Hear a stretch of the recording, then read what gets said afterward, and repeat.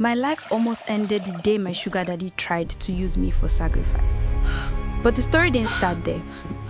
After university, life hit me harder than I'd ever imagined.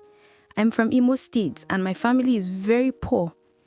Going back home after school would have meant going back to nothing, so I chose to remain in Lagos and hustle for a better life. But Lagos humbled me.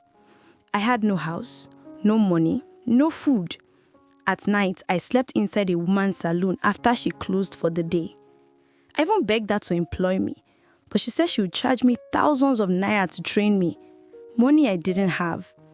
Many nights, I went to bed hungry. Sometimes, I had to beg strangers just to eat.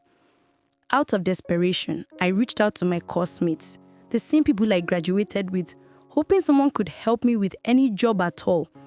Nobody could help, not even one. So I started hawking tissue and pure water in Lagos traffic. One afternoon, while selling, I saw a lady from my university hostel. She recognized me immediately. We exchanged numbers and met up that evening. She invited me to her place, a 2-bedroom apartment on the island.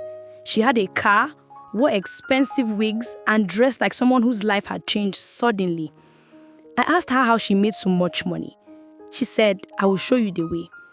She told me she slept with big men and fraud boys for money. According to her, if I wanted quick success, that was the only real option. She also said I could move in with her since I had nowhere to sleep.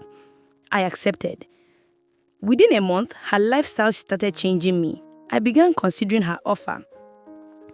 After 6 months of staying with her, she confronted me. She said if I was not ready to do hookups, I should pack out because I was eating her money and using her resources. I had no choice. I agreed. She started hooking me up with different men. Every weekend, I slept with up to 5 men in one night. Each paid 50K.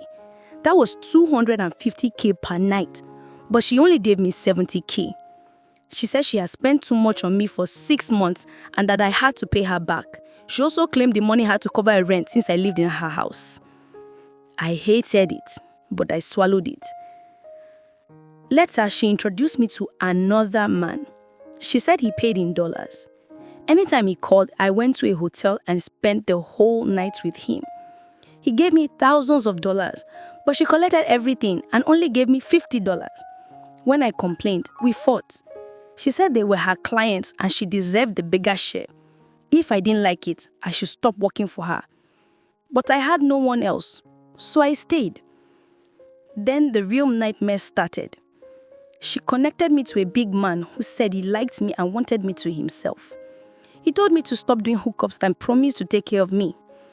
I thought he was my breakthrough. He rented a 2-bedroom apartment for me on the island. He bought me a Honda Accord. My life changed overnight. But I wasn't happy.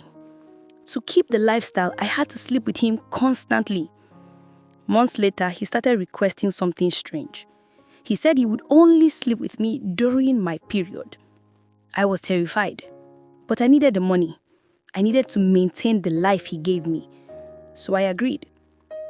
After the 4th month, the nightmare started. I kept dreaming of myself lying in a mortuary or standing inside a cemetery. I had no one to tell. I was too ashamed to talk to my mother. Then, my period stopped coming. I went to the hospital. The doctor said nothing was wrong. 2 weeks later, still nothing. I returned to the hospital. Same answer. One morning at the end of the month, I woke up feeling severe itching down there. When I scratched, it felt like something moved. I thought it was a blood clot. But when I pulled down my underwear, maggots fell out. I shook uncontrollably. I called the man to tell him what was happening. He said, "Don't ever call this number again." I rushed the hospital. The doctors were confused. They didn't know where the maggots came from. One advised me to seek spiritual help. A nurse recommended a man of God.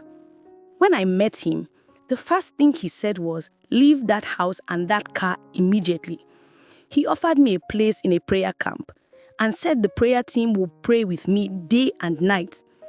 He explained that the man had tried to use me for sacrifice, that sleeping with me during my period was part of the ritual. I didn't even know how to pray. but I started fasting and praying with them. The maggots kept coming. I vomited blood. Strange lumps grew in my body. I looked like someone with a terminal illness. Grew things and things, like someone with HIV/AIDS. I cried every day. I couldn't tell my parents anything. But I kept praying. I kept fighting for my life.